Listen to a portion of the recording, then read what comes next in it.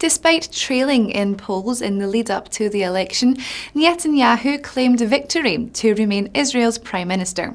As his new reign begins, what's in store for the Israeli economy and its currency? With me down the line to discuss is OECD's senior economist and head of the Israel desk. Claude, some say the strength of the economy sealed Netanyahu's win, as most Israelis are happy with their economic situation and are willing to settle for small repairs. Today's unemployment data showed a drop down to 5.3%, but are you bullish or bearish on Israel's economic future? Well, I would say it depends on the horizon you are looking at. In the short term, even the medium term, I'm pretty optimistic about the situation because basically the economic fundamentals of the Israeli economy are good. In the more longer term, there are some concerning the prospect of the economy, basically for two reasons. First of all, the productivity performance of the Israeli economy over the last period, despite the fact that they did well, as I mentioned before, productivity performance was pretty poor, I would say. Second point is of this concern about the longer term is related to the demography, which means that if you combine, a relatively poor productive performance with this trend in demography and what goes along with it in terms of employment and participation rate, if nothing's changed, of course, then you have room for concern, and at least there are challenges that needs to be met by the authorities. The US is gearing up for their own election and are expected to be first in the rate hike race, perhaps moving as early as June. The taper tantrum had a huge effect on EM economies last time around, but how is the Israeli economy placed at present to deal with such a move? Well, the situation, is not so dramatic, I think, in the case of the Israeli economy, at least not much different from what we've seen so far. What is behind, the increase in or the end of the very low interest rate that we've seen in the US and in other economies is the fact that the US economy is recovering. And in a sense, this is good news for Israel as for the other countries. It means that basically the US are going to import more from the other countries, which means that Israeli exports are going to increase.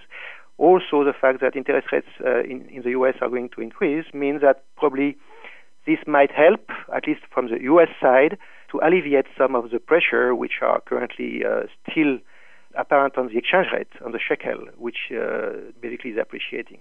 So this pressure, are going to be reduced, which, by itself would be good for the Israeli economy. The shekel actually had its biggest jump in at least 2 years on Monday, following the central bank's decision to leave rates on hold. Since then, however, the lender intervened in FX markets twice, buying up to 400 million USD in shekels, and today Flug admits to studying expansionary steps of other countries. Indeed, the situation changes daily, but what is your outlook for the shekel? Well, usually we don't do projection for the exchange rate. This is a pretty difficult domain. I think with a rebalancing of the situation internationally, with the US recovering, with interest rates going up, possibly with, the euro area improving progressively, this will mean that downward pressure, or at least a low interest rates environment outside Israel, would help, in a sense, the Israeli economy to avoid this trend appreciation because of the interest rate differential between the Israeli economy and the rest of the world.